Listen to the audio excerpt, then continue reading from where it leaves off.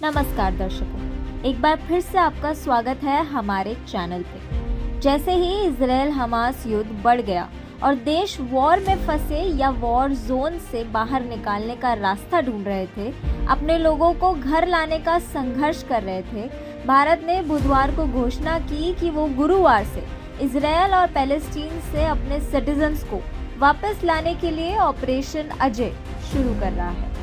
भारत सरकार special charter planes के माध्यम से इंडियन सिटीजन्स को वापसी की सुविधा प्रदान करेगी। आवश्यकता पड़ने पर भारतीय नौसेना के जहाजों को भी सेवा में लाया जाएगा।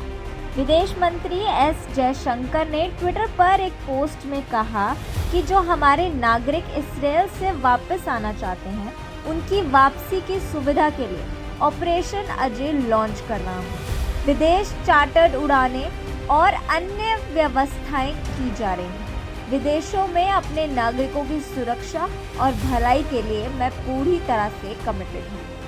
टेल अवीव में इंडियन एम्बेसी ने कहा कि उसने गुरुवार को विदेश उड़ान के लिए रजिस्टर्ड इंडियन सिटीजन्स की पहली लिस्ट ईमेल कर दी है और कहा कि अगले रजिस्टर्ड लोगों को संदेश अगली उड़ानों के लिए भेजा जाएगा। जयशंकर ने बुधवार को यूएई के फॉरेन मिनिस्टर शेख अब्दुल्ला बिन जायद से भी बात की। अब आपको बताते हैं कि भारत का ये ऑपरेशन अजय कैसे वर्क करेगा। फर्स्ट स्टेप में विदेश मंत्रालय ने 24 घंटे का कंट्रोल रूम स्थापित किया है, क्योंकि इजराइल ने हमास रूल्ड गाजा पर हवाई हमले जारी रखे हैं। इस कंट्रोल रूम का ऑब्जेक्टिव होगा सिचुएशन को मॉनिटर करना और इंफॉर्मेशन प्रोवाइड करना। According to a statement issued by the MEA, the contact details of the control room in New Delhi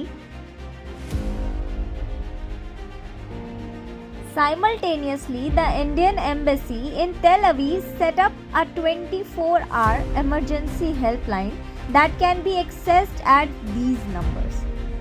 India's representative office in Ramallah also set up a 24-hour emergency helpline, as the embassy also reminded Indian nationals in Israel to register with the embassy at this link.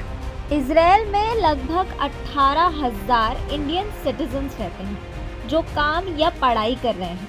उसमें से एक बड़ा हिस्सा care givers के रूप में काम करता है, लेकिन लगभग 1000 छात्र आईटी प्रोफेशनल्स और डायमंड ट्रेडर्स भी हैं। आज के लिए इतना ही दर्शकों, ऐसी और वीडियोस के साथ आपको दोबारा मिलेंगे। जाने से पहले चैनल को लाइक, सब्सक्राइब और बेल आइकन को दबाना मत भूलना।